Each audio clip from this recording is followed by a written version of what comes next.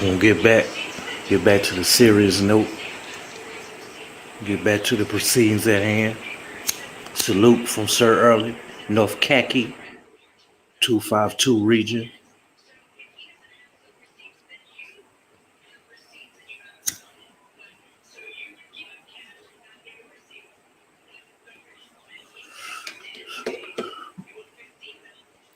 Past few days and shit, right? People kind of goddamn forgot what type of damn country we live in, what type of state we live in. I don't know if y'all been up under a rock or whatever the case may be, but when it comes to war and little certain shit like this, we always been on top of shit. You get what I'm saying? We always sneaky. We have spies positioning in different countries and shit, blending in as decoys and shit like that. So being that September 11th is around the corner, we all know what happened with dealing with 9/11. I don't have to elaborate or speak on that. But Biden spoke today and stuff, right? And he was kind of like basically just speaking on the current events that's been going on the past few days dealing with the Taliban taking over and stuff. Well, recent as of yesterday or the day before, um, U.S. personnels and stuff it got killed. Personnels can be like it don't necessarily be meaning the military or anything. It can be somebody dealing with the embassy, or you get what I'm saying, some type of damn constituent to the government, U.S. government. Salute, yummy, salute, salute, salute, salute, salute. But yeah, man, I already knew Biden won't gonna goddamn just sit back and let shit be. You get what I'm saying? That's kind of like a tactic anyway from the government and shit like that. You don't never let your enemy or the op know your next move. So that was basically pointless of Biden, making any type of damn press conference or whatever, speaking on what's the next actions. You get what I'm saying?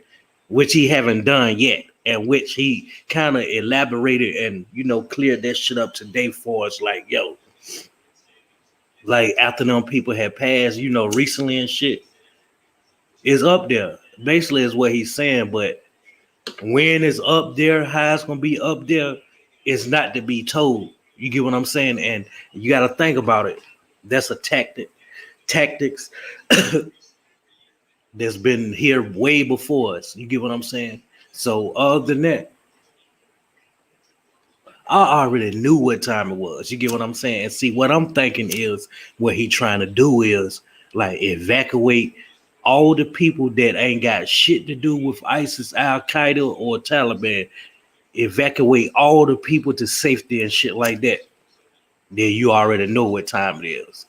Boom, boom, boom, come back bombing and shit. You get what I'm saying? But basically what Biden was speaking on today kind of had me on some shit like I already knew that it was gonna go down like that. So basically, when the Taliban first did what took over Afghanistan or whatever the case may be, and you see all them people fleeing and military equipment getting left and shit like that, I already knew that.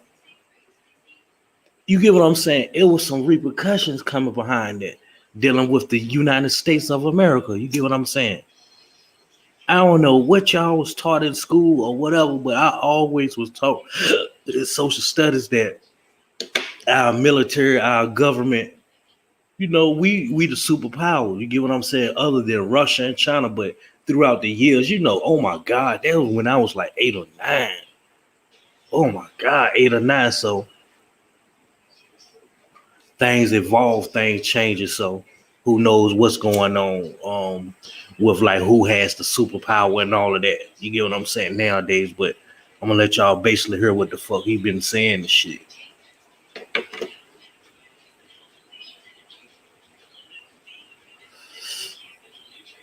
I might have to let me see. Let me see.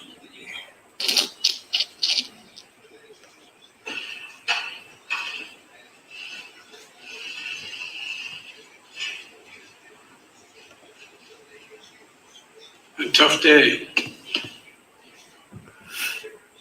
This evening in Kabul, as you all know, terrorist attack that we've been talking about, worried about, that the intelligence community has assessed, has undertaken Yeah, but let me know if you can hear this good. by a group known as ISIS-K. Took the lives of American service members standing guard at the airport, wounded several others seriously. They had also wounded a number of civilians, and civilians were killed as well. I've been engaged all day, in constant contact with the military commanders here in Washington, Pentagon, as well as in Afghanistan and Doha. And my commanders here in Washington in the field have been on this with great detail, and you've had a chance to speak to some so far. The situation on the ground is still evolving, and I'm constantly being updated. These American service members who gave their lives, it's an overused word, but it's totally appropriate here, were heroes.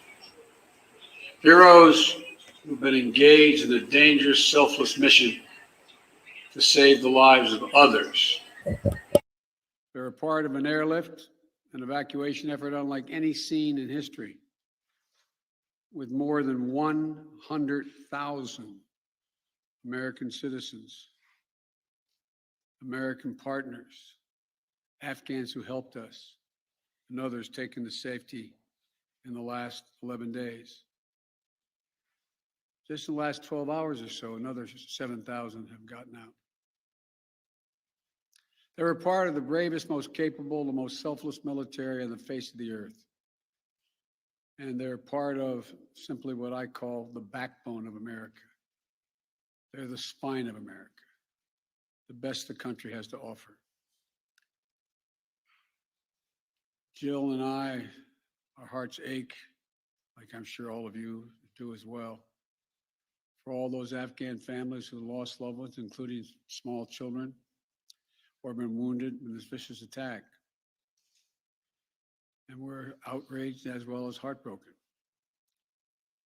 Being the father of a Army major who served for a year in Iraq, and before that was in Kosovo as a U.S. attorney for the better part of 6 months in the middle of a war. When he came home after a year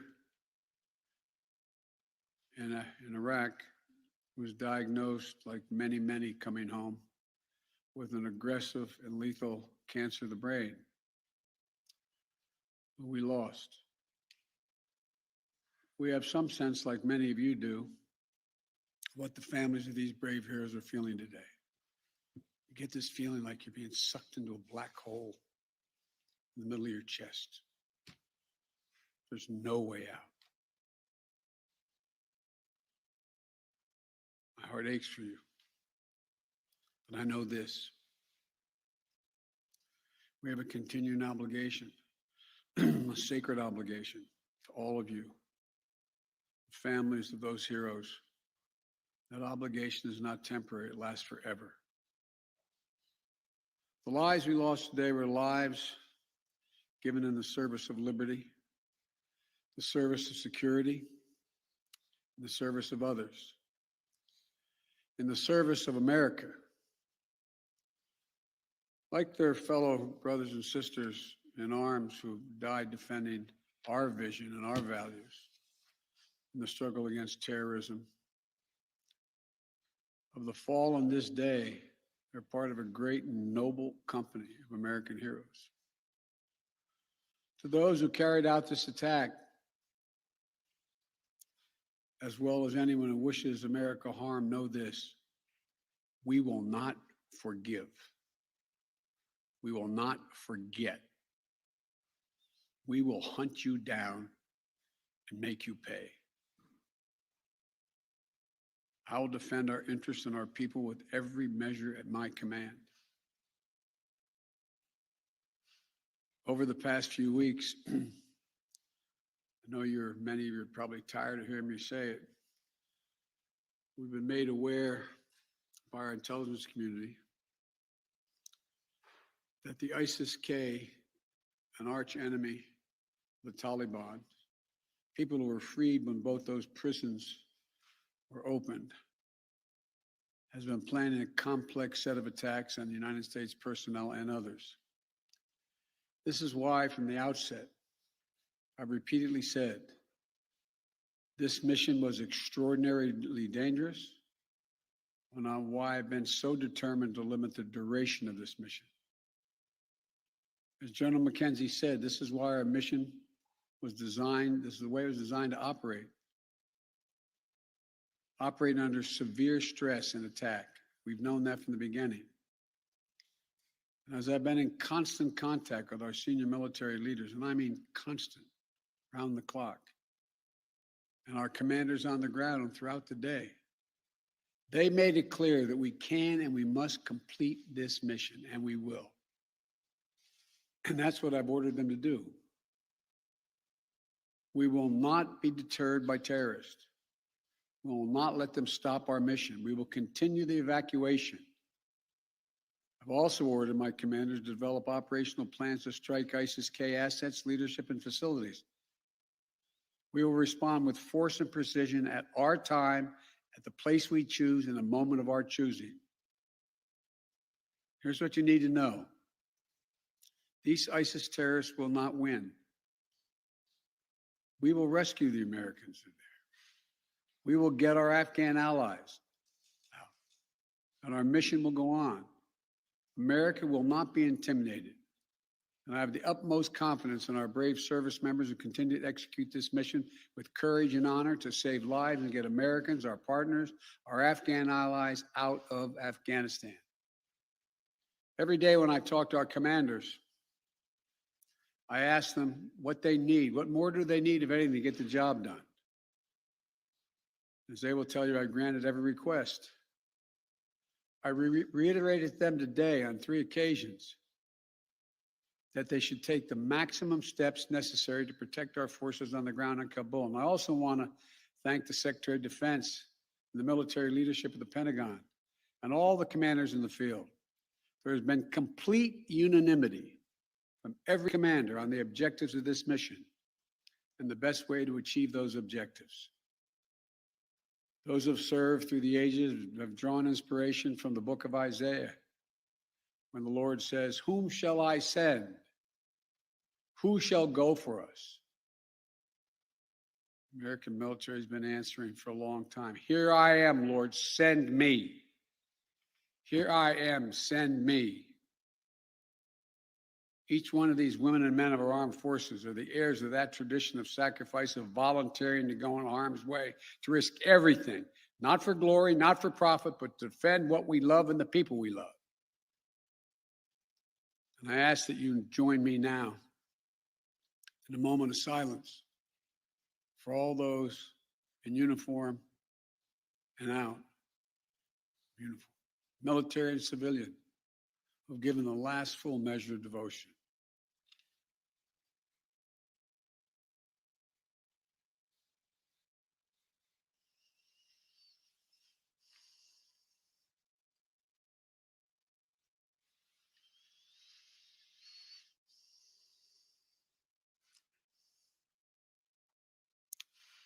Thank you. May God bless you all, and may God protect the troops and all those standing watch for America. We have so much to do. It's within our capacity to do it. We just have to remain steadfast. Steadfast. Damn, is he ready to go to sleep? Our mission will continue after our troops have withdrawn, to find means by which we can find any American who wishes to get out of Afghanistan. We will find them, and we will get them out. Ladies and gentlemen, I gave me a list here. The first person I was instructed to call on was Kelly O'Donnell, NBC. You have said leaving Afghanistan is in the national interest of the United States. After today's attack, do you believe you will authorize additional forces to respond to that attack inside Afghanistan? And are you prepared to add additional forces to protect those Americans who remain on the ground carrying out the evacuation operation? I've instructed the military, whatever they need, if they need additional force, I will grant it.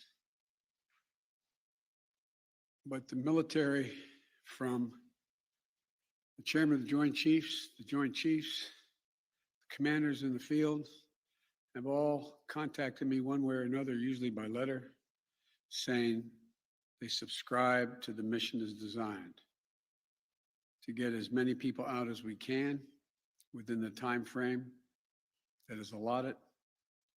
That is the best way they believe to get as many Americans out as possible and others. And with regard to finding, tracking down the ISIS leaders who ordered this, we have some reason to believe we know who they are, not certain. And we will find ways of our choosing without large military operations to get them wherever they are. Trevor, Reuters. Thank you, Mr. President.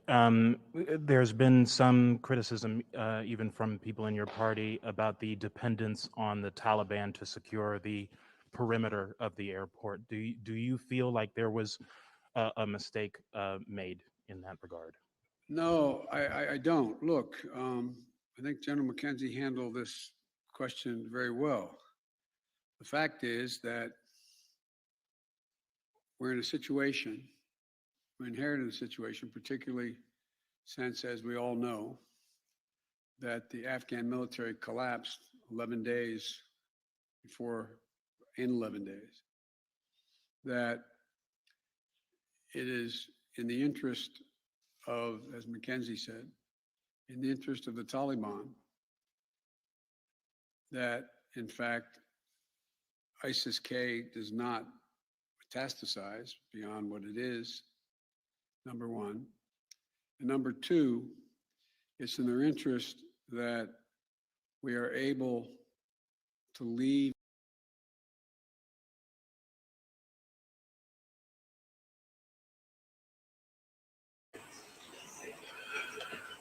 Yeah. I know y'all was going to sleep. Yo, cause I was getting tired, yo. I was getting damn dozy. But look, yeah, like I was saying before and shit, I already knew, like, it looked like we were just sitting back letting shit happen, but I already knew our troops and, our government and shit. So y'all heard it from his mouth, like, it's gonna be some damn repercussions and shit, but it gonna happen just like that. You get what I'm saying? Like, I don't think he gonna let people know, like, we ain't troops going over there, or the troops probably already there, or who knows, but I already knew this shit won't gonna goddamn just go on. As far as the Taliban just taking over and shit like that. Salute, Fresh. Yeah, man. I knew the Taliban, I knew the US troops was gonna damn do something. Now, any day now, watch, the next report's gonna be about troops went over there and did something. You get what I'm saying? So my thing is, I might be wrong, but I think it's a certain deadline that he trying to make sure that everybody is evacuated. You get what I'm saying? And if you still there, that means you are part of the Taliban and the opposition. So I feel like by a certain day, all the innocent people is gonna be evacuated. So they coming back. When they come back, they bombing everything. I mean, like the U.S. troops, they coming back and bomb everything. You get what I'm saying? September 11, right around the corner. You get what I'm saying? And there's a tactics that anybody will have, like, just because you do something to us, I'm not going to tell you, yo, we ready to send goddamn 1 million troops to come get you. No, just let that shit play out or whatever. But Barack Obama, he would have been did something by now. Plus Trump. I'm not a Trump, you get what I'm saying, supporter, but just speaking facts and shit.